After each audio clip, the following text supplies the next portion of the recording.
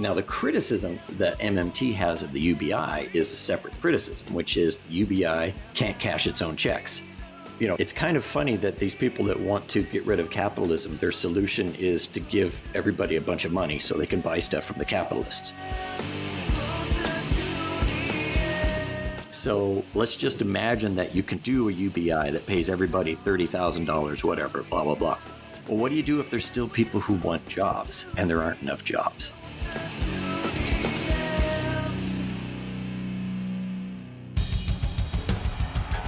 What I have said is that this campaign is not just about electing a president. It is about making a political revolution. MMT. Taking money from our children and borrowing from China. People are dying. Is the program so critical it's worth borrowing money from China to pay for it? And if not, I'll get rid of it. Stop lying!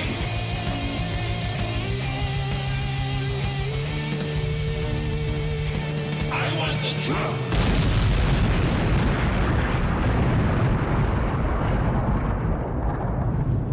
Now let's see if we can avoid the apocalypse altogether.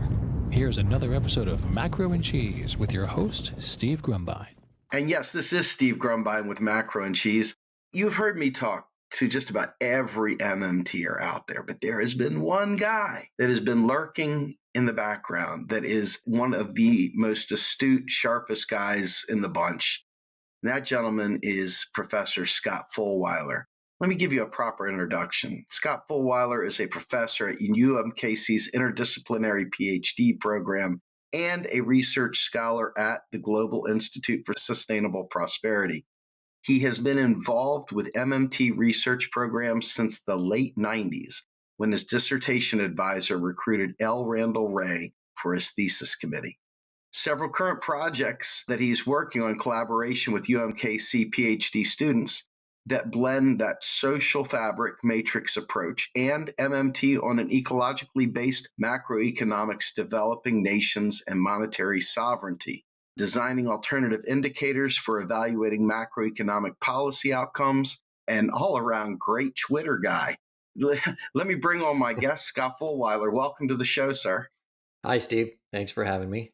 Man, oh man, it has been a long time coming. I think I've asked you at least 20 times over the last 3 years, and I am so glad to finally get you here, man. Thank you so much. Yeah, well, thanks for having me.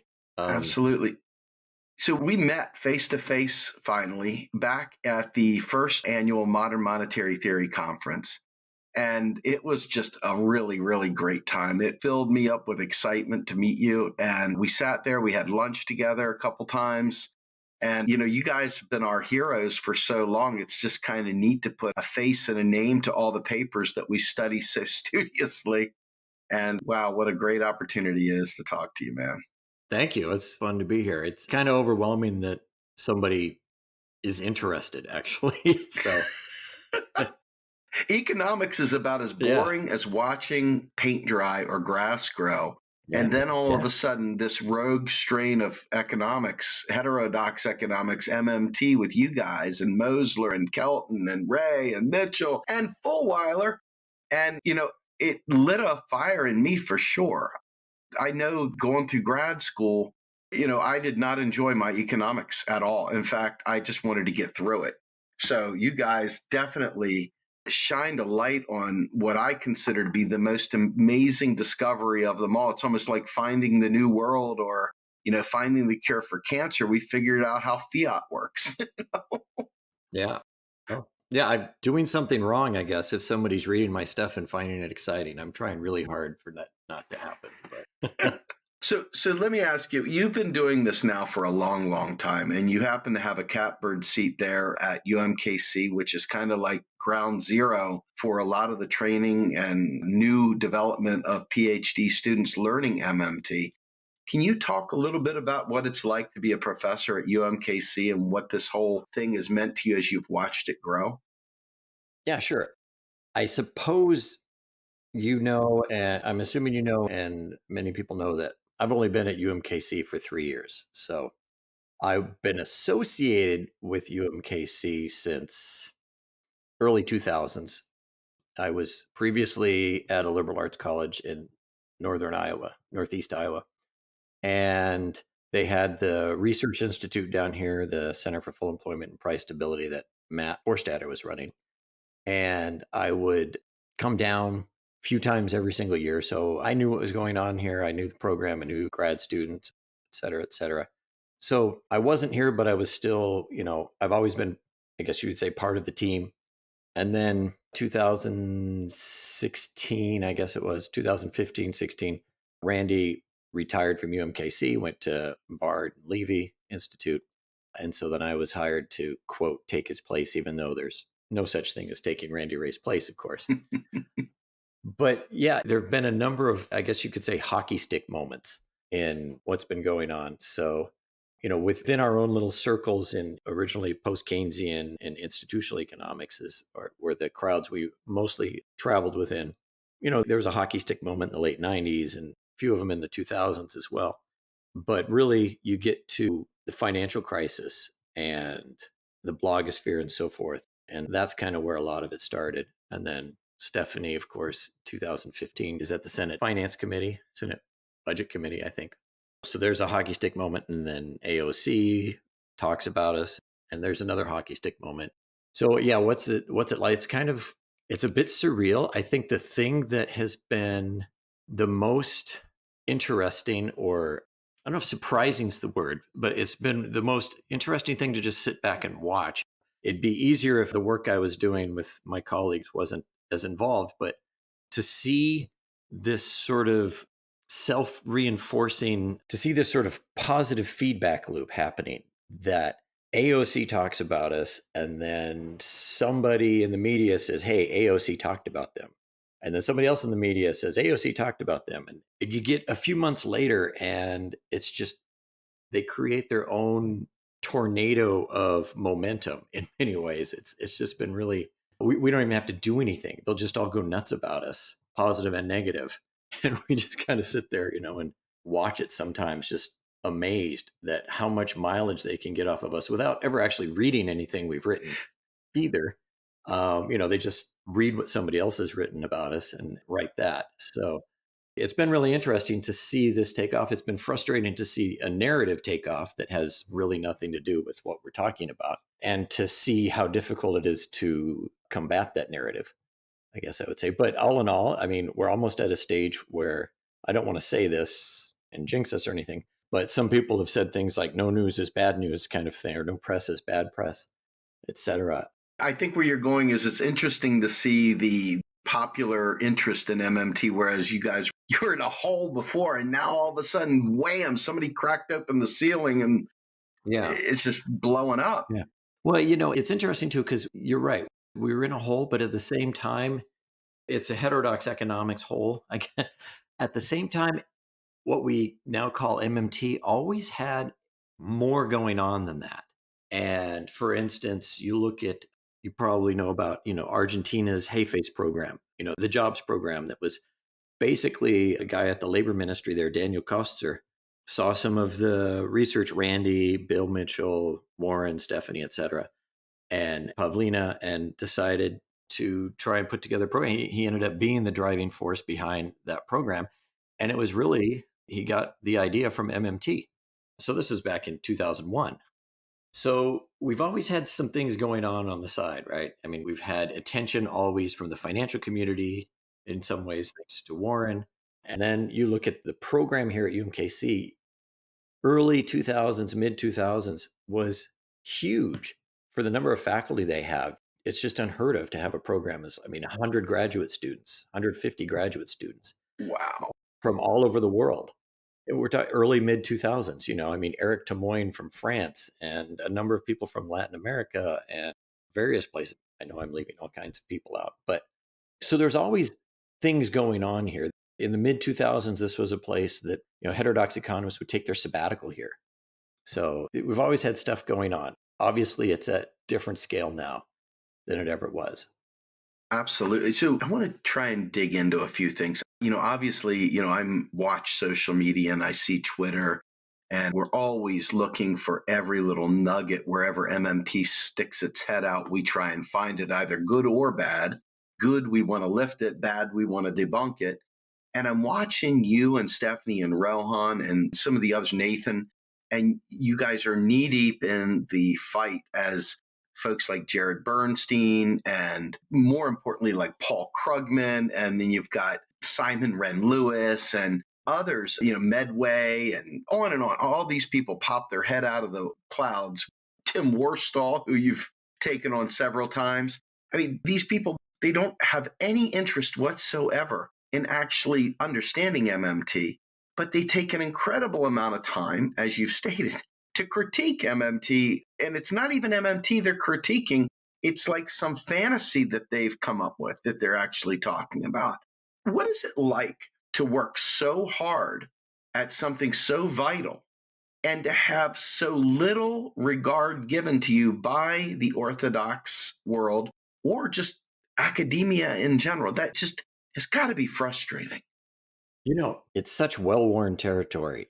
It happened from the start, really. Again, you look at Randy's book in 1998. There's a debate. I still remember it. I think Randy and others have probably talked to you about, the listserv that they all sort of met on in the mid 1990s. So after Randy's book comes out in late 1998, The Understanding Modern Money, there's a debate going on there about whether Randy's book, whether he's reversed his view on bank money, right? They're accusing him basically of going, back to the money multiplier view, right? And Randy's like, no, I haven't, quoting from his book, blah, blah, blah, right? Because Randy was a big endogenous money guy. He was one of the main figures in that in the late 80s, early mid 90s. But they just would not have it. And that has happened continuously. I mean, it doesn't matter how many, you go down that literature on credit money, and you can't go through that without picking out dozens of articles by the people who, we now call MMT. But you will see that everywhere in some of the critiques by heterodox economists, some of them, the most recently written ones that everybody, who's watching this stuff has seen, are saying, MMT is rejecting credit money. And it's sort of like, my God, what have I been writing all my career if I'm rejecting credit money? So, yeah, it's come with the territory. The interesting thing is how, at least in the heterodox world, is how all of those critiques have never been able to stick, in the sense that, yeah, there's a faction of people in the heterodox economics world that doesn't like us, never liked us, it likes to write these sorts of things, never really understood either. There's a faction of those folks that have always done that, but they've never mattered to where MMT has gone, which has been kind of interesting, right? And even Krugman and so forth does the same things, and he hasn't really, I guess within the mainstream, he's affected the interpretation of MMT, but, and he likes to say things like, well, they'll just move the goalposts and so forth. It's like, well, MMT is a framework that has nuance to it, right? And it has a number of moving parts. And yeah, if you're used to supply and demand, or, your undergraduate econ textbook kind of things, it might be a bit to put together. I mean, the basics of it are not hard, except the hard part is unlearning, right? But beyond that, yeah, there's a lot of moving parts. And we absolutely will never apologize for that. The world's complex. Absolutely. It's funny you say that. And this is great that you brought this up. I wasn't even thinking about going here, but this is phenomenal. As a grad student, an MBA grad student, I had to go through several seminars, if you will, deep dives into economics, macro and micro. And like I said, I was bored to tears, but I still went through it and I got good grades. And I came out the other side, and I was under every false notion known to mankind. I started with the whole fractional reserve idea. I went into the idea that if we print more money, we're going to end up with inflation, hyperinflation. And I went through all these machinations of every single thing that MMT literally labors through to debunk and say it just has no basis of reality. The money story that Warren tells, about why we tax and what the dollar is, a tax credit, et cetera, all these things flew counter to everything that I had learned. What in your mind defines MMT? Oh, God. So I'm going to, at least for starters, we could dig in if we want. But for starters, I'm going to punt a little bit on that one, or it might appear that I'm punting. Because for me, what is important about it is the method. And of course, we're looking at the monetary system. And so that's the basics of it. And it's obviously about the nature of money, et cetera, et cetera. But for me, what's different about it is the method, how we determined that we know something, right? How do you know what you know? And for us, one of the things that emerged early on was operations and accounting. Every single transaction in the economy affects the financial statements of the people that are involved. If you don't know how the transaction affected the financial statements, you didn't completely understand the transaction in the first place, right? So, for instance, something like trying to stimulate the economy, cutting interest rates versus trying to stimulate the economy by cutting taxes, I'll just say, okay? In your standard macroeconomics, every single textbook, et cetera, those are the same thing. It's just sort of which one's better, right? I mean, I shouldn't say which one's better. There's more trust in the mainstream framework in a central bank to do that sort of thing. And, can't let the politicians control those sorts of things because they'll just try and give everybody what they want and we'll end up with hyperinflation, blah, blah, blah. But anyway, basic fiscal policy, monetary policy, right? And they're both driving aggregate spending, and the mainstream textbooks and even the heterodox will look at those as if they're kind of the same. And it's sort of which one do you prefer for various types of reasons. But from our perspective, we looked at it and said, well, if you try and stimulate spending by cutting interest rates, what are you doing? You're trying to stimulate spending by the private sector borrowing, spending more out of their existing income. If you're trying to stimulate spending by cutting their taxes or, increasing transfer payments, whatever, job guarantee, you're stimulating spending by increasing spending out of increased income. And those are fundamentally different things. So that's the sort of thing that for us has been significant to our approach, is to say, how do we know that we know something? Well, we know it because we're looking at transactions. We better know how they affect financial statements, right? We know that when the Fed does open market operations, that's not the same as a government deficit, even though a lot of economists like to treat those as the same thing. So the other thing is operations. There's a way that the Fed is attempting to hit its interest rate target. And there's all kinds of central bank literature on this and primary sources. There are laws and regulations and so forth that drive how this all works. You probably talked with Rowan and others about this sort of thing. So how do we know that we know? This comes from my background in institutionalism, is there is this normative structure that's built by institutions and the hierarchy of authority, the laws and the regulations and so on and so forth. That's how we know the constraints within institutions behave. So we don't just talk about behavior and why people do things because we've decided to do optimization mathematics or something like that, right? We do it because we went out and found the primary sources that tell us this is how this works. So for me, it's the method. It's the accounting and operations, I think, has always been sort of the competitive advantage, the thing that we generally did better than everyone else. But that's because of that and the institutional structure that's what we're going at. We then put together this framework that money is something that is created legally within a hierarchy of authority. It is not something that the private sector creates and that government has to borrow from the private sector, so on and so forth. So for me, that's the basic. Now, if we want to talk about various details of that, we can. Oh, let me say this. And I said this at the MMT conference 2018. If I were going to look at, say, Randy Wray's book, 1998, and say, what's the basic thing, at least in terms of building a macroeconomic framework? There's a lot of history there and so forth. But what's the thing that comes out of that book for me that heterodox economists almost never grasped and is so fundamental?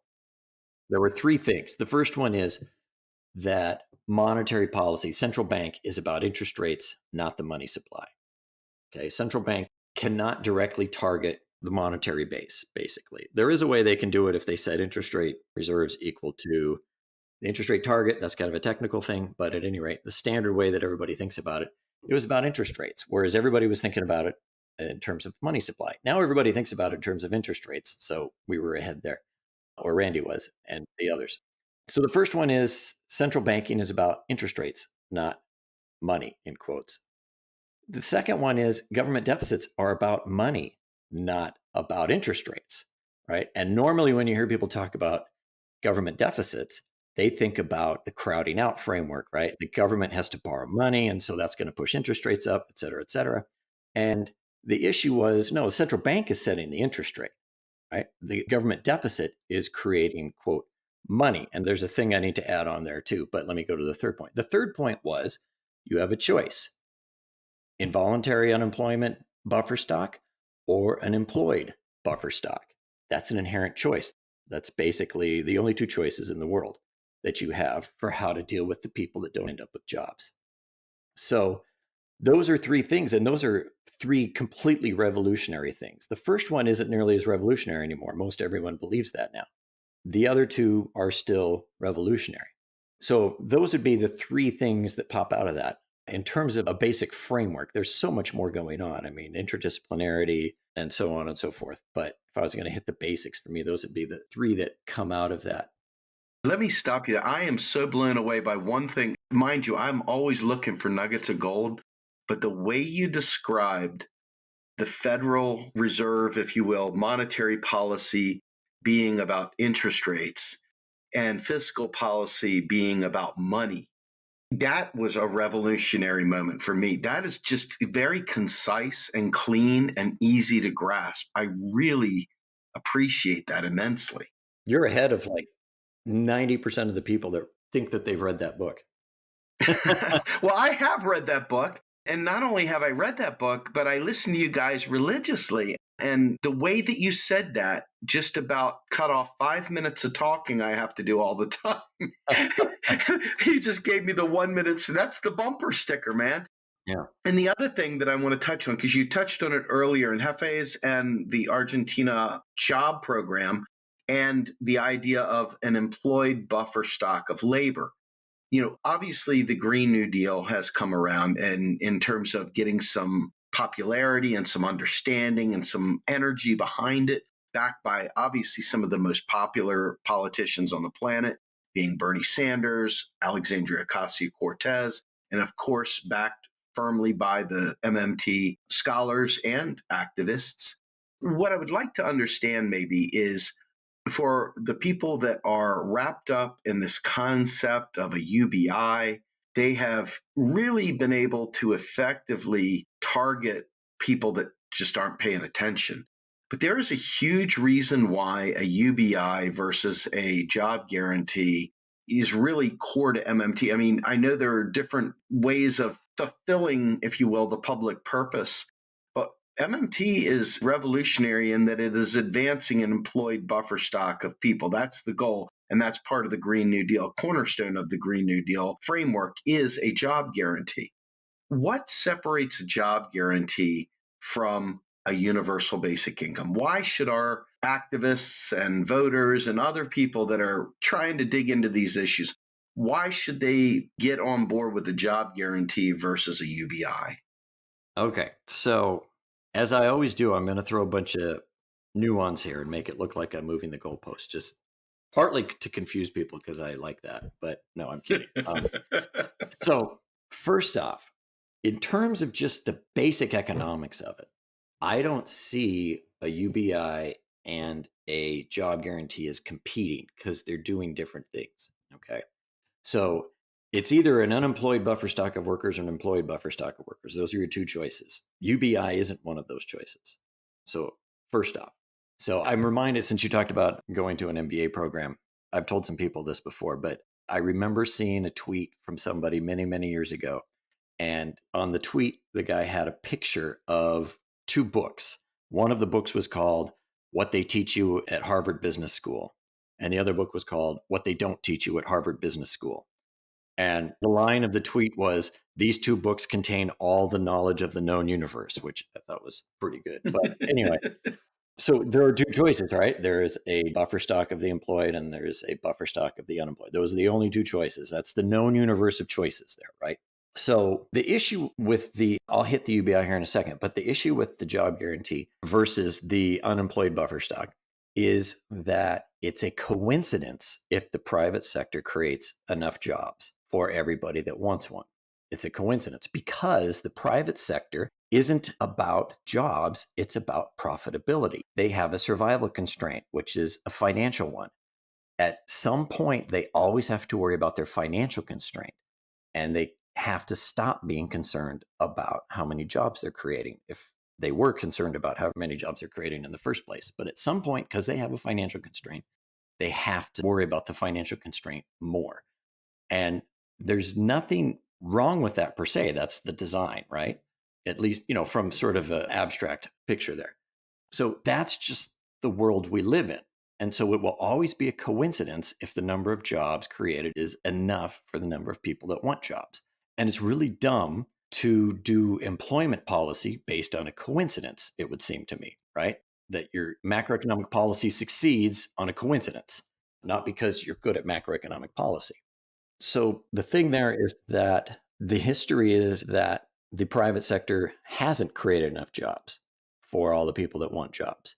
Now, right now, the time that we're in for about the last year, I think, is the first time that the number of people officially unemployed are less than the number of jobs being advertised as available. So here we are in kind of a first. However, that doesn't look at geography, of where the jobs are versus where the people are that want jobs, skill breakdown, et cetera, et cetera. But it also doesn't count the fact that there's a lot of people who aren't officially unemployed that would like to work. So it's, 2 or 3 times as many people we've found. So you got that going. But then the second thing is, because a job guarantee replaces involuntary unemployment, that means that it's not competing, at least in the economic sense, with other macroeconomic policies for stimulating the economy, right?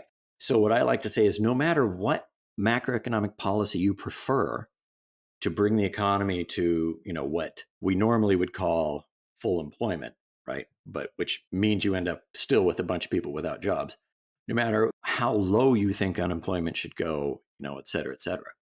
However much stimulus you want, UBI, whatever, you still have that choice that you have to make for whoever is left over of involuntary unemployed buffer stock or employed. So let's just imagine that you can do a UBI that pays everybody $30,000, whatever, blah, blah, blah. Well, what do you do if there's still people who want jobs and there aren't enough jobs? Because it could happen, right? I mean, absolutely. Right? So they still have to answer that question, right? Now, the criticism that MMT has of the UBI is a separate criticism, which is the UBI can't cash its own checks. It's kind of funny that these people that want to get rid of capitalism, their solution is to give everybody a bunch of money so they can buy stuff from the capitalists. Right. And that they expect then that the capitalists will keep voting for that solution, right, over time to especially in the age of Citizens United, right, where they can kind of control campaign contributions and so forth. And because what I like to say is, the capitalists have been pretty happy to just lend to us the last 40 years. They don't need to give us money. They're happy to lend to us. So, but anyway, what I like to say about the UBI is there's no such thing as a or the UBI, right? You have to specify who gets it and how much they get before we can even have a discussion, right? So there's a number of people that for them a UBI is the thing that, Alaska's been doing, which the maximum was like once they got $2,500 for a year or something like that. So like, well, yeah, okay, you can do that, right? But, you want to talk about things like $10,000 for every adult and $5,000 for every child or, even more, enough income so that they don't have to worry about working. If you want to do that sort of thing, you're talking about like $30,000, something like that. Well, now you're talking about doubling the government's budget from, 3 trillion to 6 trillion or whatever it is, or 4 trillion to 7 trillion, whatever. That's a totally different thing. Right. And good luck doubling the government's budget without doing anything else to reduce the inflation effect. So that's kind of what we mean by they can't cash their own checks, right? That they're giving everybody that people can actually make the choice not to engage in the labor market. Then you have to give them a significant amount of income.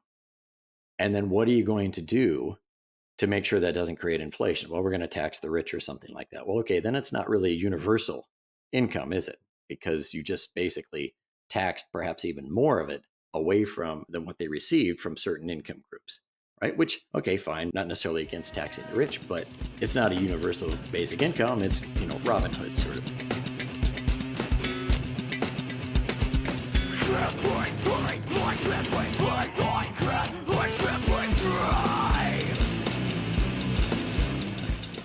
You are listening to Macro and Cheese, a podcast brought to you by Real Progressives, a nonprofit organization dedicated to teaching the masses about MMT, or modern monetary theory.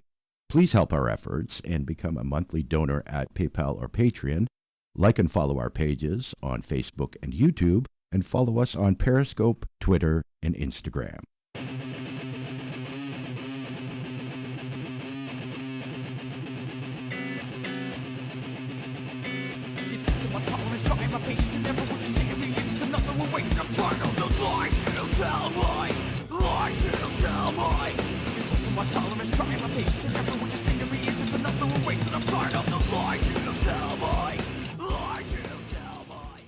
Let me ask you a question on that. So, I look back and Milton Friedman had the negative income tax, and he said the only thing wrong with capitalism basically is we need more capitalism. So let's go ahead and sprinkle some money on the problem. And I liken this to, here in the local community, they talk about school vouchers. Well, shoot, if everybody gets $5,000 to go to schools, you've got the status quo, because the rich are going to still congregate to where they want to go, and the poor are still going to be left behind because of various things. What you're really looking for is the real resource itself that comes out of that spending.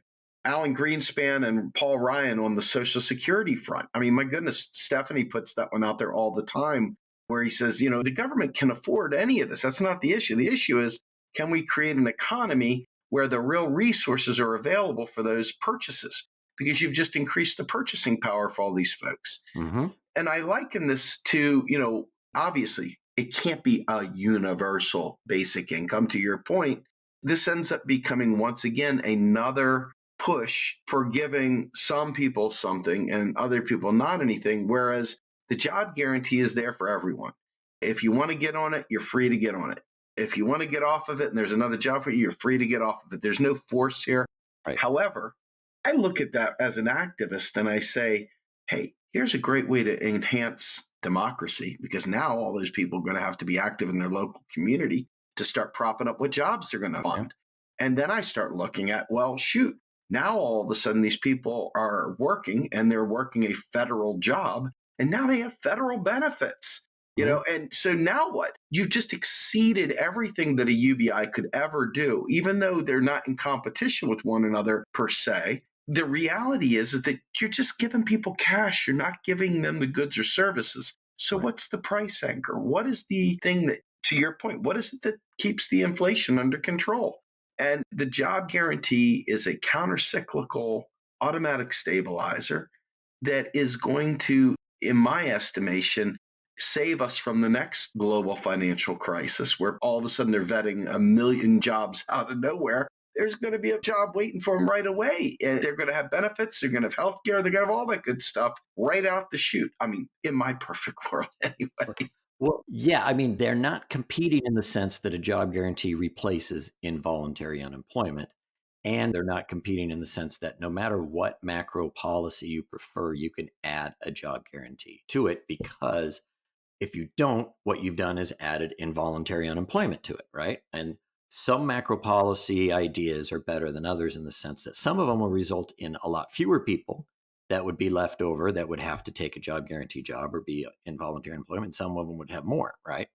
The job guarantee doesn't compete with UBI that way. There is competition in the sense of the way that you were describing, though, for sure. And there's competition in the sense of what's more empowering to people, to receive a check from the capitalists. I shouldn't say the capitalists because, of course, I'm MMT and money doesn't come from rich people. But the capitalists are the ones who are giving all the campaign contributions to affect the vote and so forth.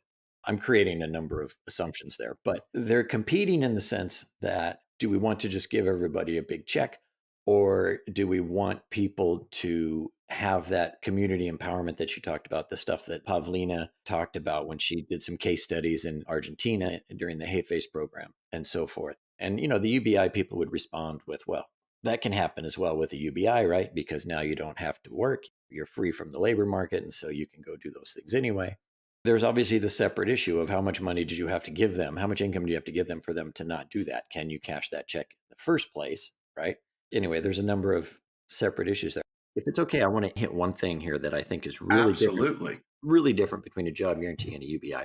You might have heard Nathan and Rowan and Raul talking about, and I can't remember the book title, but there was a book about creating disability or something like that. For some reason, the book title is escaping me. It's about basically how we have created various forms of disabilities because the way that if you can't work in the current job market, then you're considered basically disabled, right?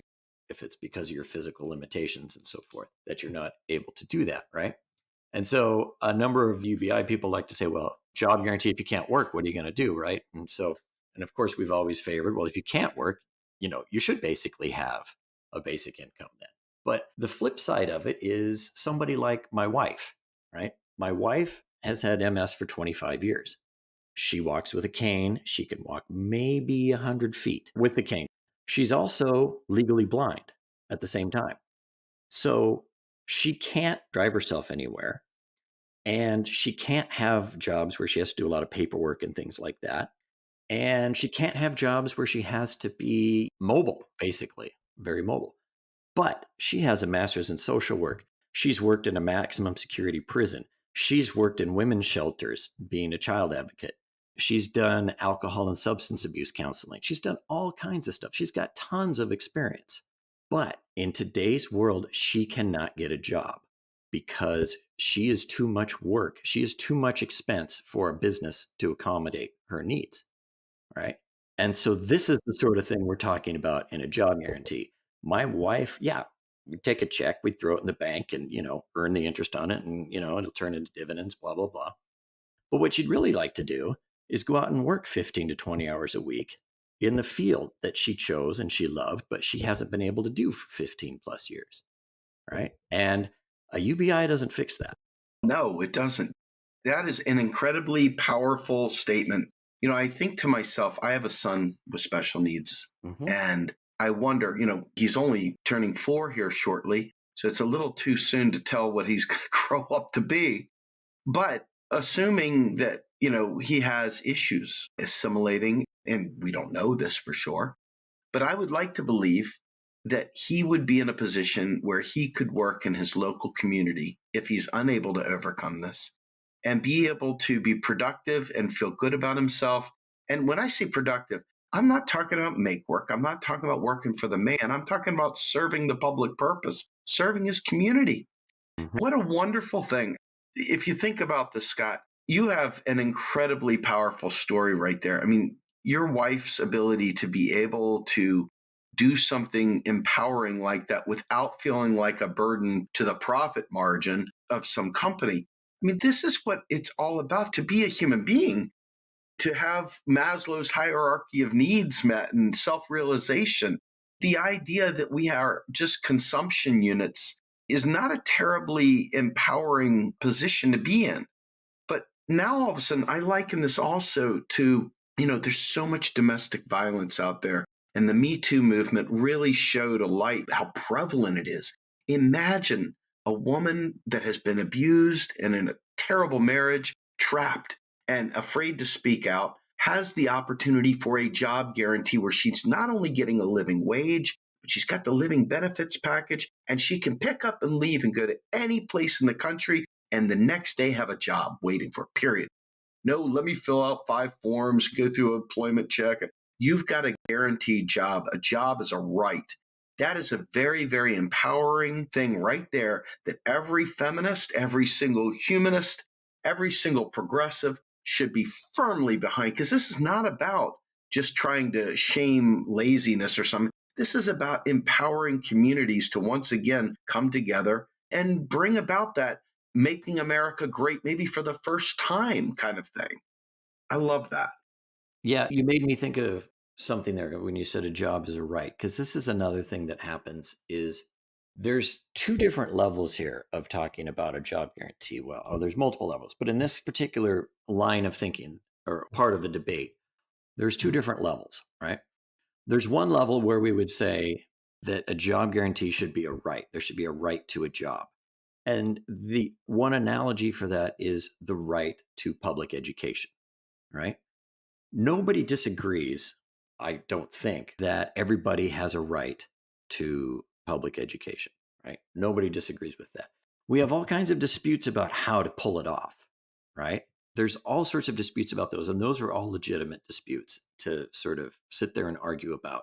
And, we haven't necessarily done public education that well in many places. And the job guarantee is the analogy there is nobody should dispute that everybody has the right to a job, especially in a world where if there were enough jobs without a job guarantee, it would be a coincidence, right? That's the world we live in. So there should be a right to a job. We can have all kinds of disputes about how to pull that off. We can have all kinds of debates, and those are legitimate. But the problem is most of the people that I hear disagreeing with the job guarantee leveraging that idea of whether or not they're going to support a right to a job with a question like, well, but, if you're a bad worker on the job guarantee, can you be fired? Right. Mm-hmm.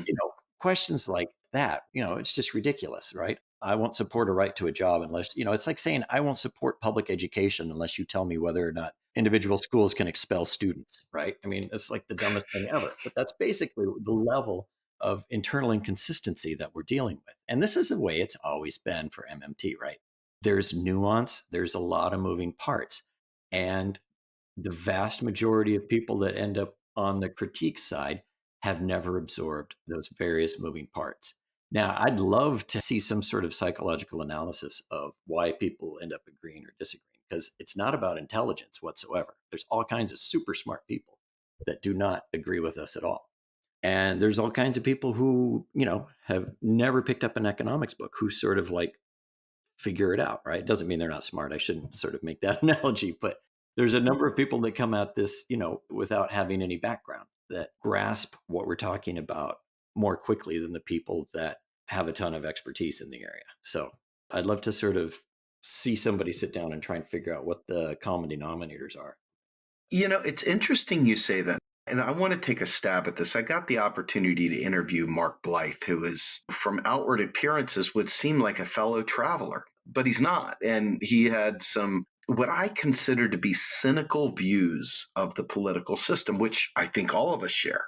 But the difference I feel like between an MMT accepting individual and an MMT not accepting individual is the concept of cynicism. It's almost akin to what you see with conservatives and what I would consider progressives, in the sense that you see a lot of fear-based protections, fear of change, fear of a host of things on the conservative side, and you see more openness to change on the more progressive side.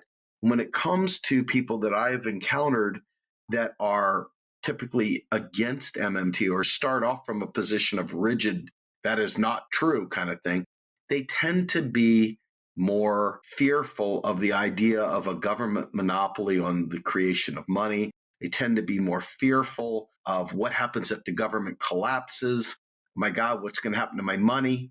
They tend to be people that are, in general, just fearful and distrusting of government. And because MMT advocates are positing a state theory of money to some degree, and the understanding that money is a legal construct, it is a credit relationship, it's these things, and that it comes from the authority in the state, that frightens a lot of these people. And now I'm not saying it's all, but I'm saying that in my experience, I've really come to believe that a lot of them just are cynical, and it's a political cynicism that blocks the understanding of MMT, because they're like, how in the world could we ever expect Republicans to do this? Or how in the world could we ever expect this to happen? Right. And so they write it off as fantasy. And then, of course, we're stuck dealing with the conspiracy theorists that have run rampant in the zeitgeist movement and some of the other money crankery out there.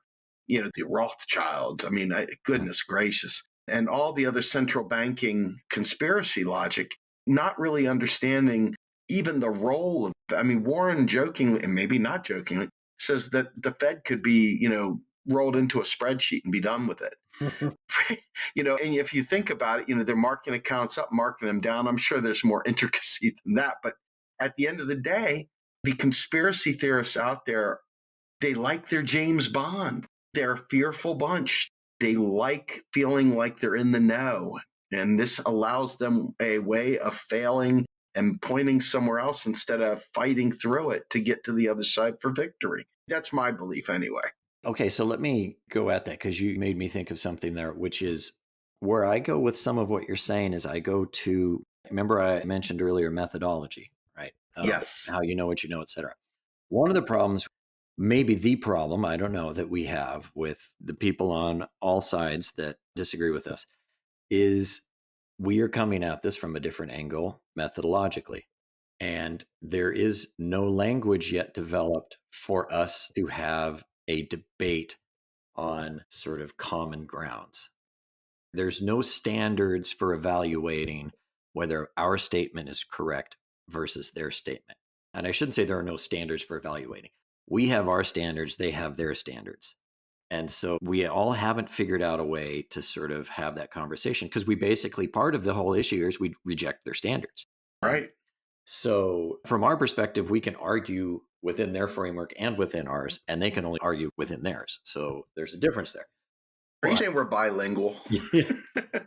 Anyway, and I'm exaggerating a bit, but even with the heterodox economists, there has been that feeling of this common ground to just have this discussion in the first place, right? I mean, from the very beginning, thinking that Randy, for instance, has rejected endogenous credit money, when if you read that chapter, it is so clear that he's talking about endogenous credit money. I don't know how you could read it and not think that, but he used this word leverage that just threw everybody off. And it was just the weirdest thing to me. It still is. But so to me, it kind of comes down to this methodology issue is very important. One other thing I just want to hit, because when I talked about the three things that are important, or that I shouldn't say the only three things that are important, but in terms of the overarching framework, three things that come out of Randy's book, right? Fiscal policy is about money, monetary policy is about interest rates, et cetera. Since this crude view of MMT is that MMT equals printing money, it's worth going back to what Randy put in that first book and what Warren and everybody else was talking about back then, Matt and Bill and Stephanie and Paulina, which is, if you go read the literature from the 90s, they're very explicit. They say all government deficits are printing money, right? And this is where this language of horizontal money and vertical money comes in. And those terms threw people off as well. So we don't really use that anymore. But the vertical money was basically the government deficit, right? So that was called, say, quote, money, because the government deficit was creating effectively net financial assets for the private sector. And then the central bank had a decision about, I shouldn't say the central bank, but there was a decision about how you're going to set the interest rate target, right? Is the government going to issue bonds? The central bank can issue bonds. You're going to pay interest on reserves, et cetera, et cetera. But they're very explicit. All government deficits are money creation. So if you go back and you look and you see that all government deficits are money creation, then you can't write an article about MMT that says MMT wants to print money and not sell bonds, right? Because the early literature is very clear. All government deficits are money creation. It doesn't matter if we sell bonds or not, right? We can keep selling bonds. It won't have any more or less effect than if we do what everybody else calls printing money. It's the same thing, right? So all these people that want to say MMT promotes printing money, no, MMT promotes not worrying about the deficit per se as a number, worrying about the state of the economy and not worrying about how you're financing the government deficit, because that doesn't really matter. If you think it matters and you want to keep selling bonds when you run a deficit, fine. It doesn't matter. We don't care. That's not the thing that matters. But you look at the heterodox critics and the neoclassical critics and everybody else, they look at it through that standard lens of, if you don't sell a bond and you run a deficit, you're adding jet fuel to that deficit. And MMT has always rejected that. Anyway, that's a really important thing that is occurring right now in the discussions that, I mean, you've probably read it, right? 99% of the time, we are being defined as we want to print money. And what print money means is your, Econ 101 textbook view of dropping money from helicopters, right? Right. And like I said, if you go back and you read the early literature, it's pretty clear that that's not what they're saying. I want to touch on something that you wrote some time ago that I think is probably the most important insight that I've gotten from your writing. And that's not to say every insight isn't important, but this one in particular is the one that always stands out when I think of Scott Fullwiler. I'm just impressed you found one. Well, no, this is a powerful one. And others may say it may be universal amongst development team and other academics, but you wrote it. And that was getting rid of the concept of an arbitrary budget constraint and going to an inflation constraint. And the idea of expanding our understanding of what that means, it was a very, very powerful article. And for those of you who are interested in looking it up, please go to New Economic Perspectives. It's out there. But Scott, talk to us about the difference between a budget constraint and an inflation constraint, because this right here might be the secret sauce to cracking the code to getting a Green New Deal. Yeah, well, there's a number of angles on that, of course, because that's the way I do things. But yeah, so I wrote that post. It might have been the first time somebody used that exact language. I'm not sure. I'm probably not. But it wasn't something that any of the MMT economists would have thought was like, holy cow, I never thought of it that way, right? But one of the overarching points is the size of the deficit itself is not the point, right? Monetary sovereign money doesn't come from rich people. Monetary sovereign doesn't have to worry about bond vigilantes, et cetera. And this is actually kind of a thing here, right? The printing money, the sovereign currency issue, or what really happens there isn't the ability to print money in the sense of the neoclassical view of, just throw a bunch of money out there rather than issuing bonds. The thing that really matters is the ability to, we're talking about Republicans, raise that military budget and issue those treasury bills and have those basically not be subject to bond vigilantes because the Fed's target rate anchors it, right? That the interest rate is a policy variable. Interest rate is not something that China sets or something like that for US government treasuries. That's the thing that a sovereign currency issuer has. They have the ability to run a deficit and not worry about bond vigilantes. Anyway, so back to the budget constraint, inflation constraint. So if that's the case, then the budget itself is not a constraint. So then, okay, what does matter? Well, what matters is the consequences, the economic outcomes of the government's budget position. And this is just basic John Dewey and institutional economics and my mentor, Greg Hayden and Jim Sturgeon here at UMKC and Jim Webb, which is we evaluate macroeconomic policy by the outcomes it achieved versus our policy goals, low inflation, low unemployment, and hopefully we have a lot of other ones, right? Protect the environment, nobody's in poverty, healthcare, et cetera, right? So what I like to say is MMT ultimately isn't about money. It's about making money the least important thing because you're a currency issue and you don't have to worry about it, unlike everybody else that has a monetary survival constraint. So you can put all these other things first.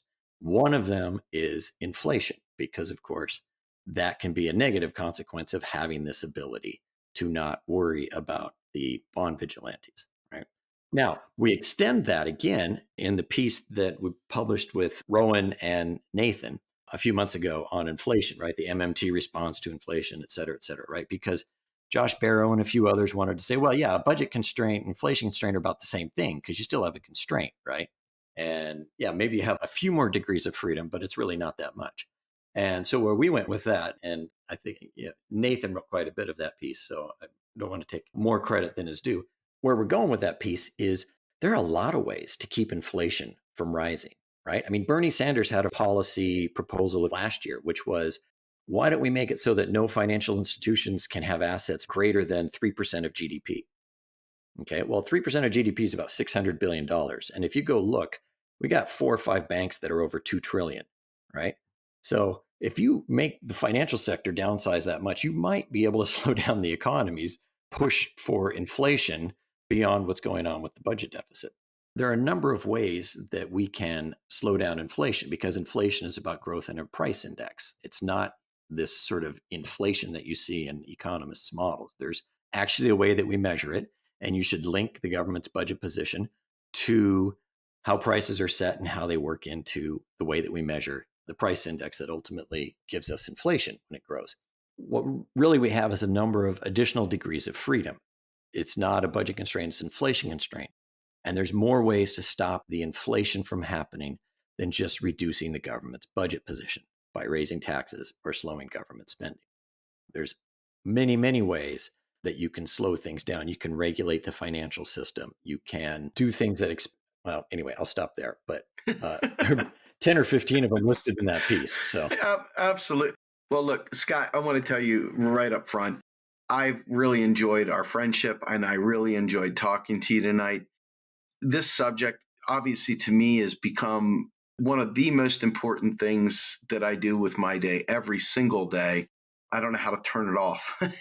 And you are one of the people that has lit a fire under me personally and our entire organization at Real Progressives. We thank you so much for all the hard work that you and the entire development team and others on the same pathway have given us.